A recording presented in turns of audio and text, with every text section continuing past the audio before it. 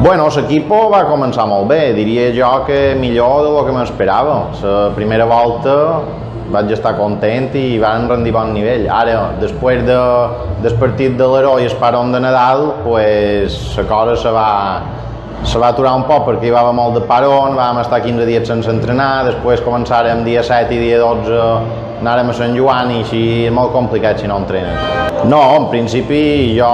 el que m'agradaria és que acabés la temporada de la millor manera i jo crec que un parell de victòries en segon 15 equip les podem aconseguir, però ara a final de temporada hem de seguir sent una pinya, estant units i acabar el millor possible, i l'any que ve ja que estic fent feina un poc per l'any que ve ja fer-ho d'una altra manera. Bueno, jo el tema d'entrenador ja vaig xerrar amb en Fernando, li vaig dir que si no hi ha titulació o no se pot treure el carnet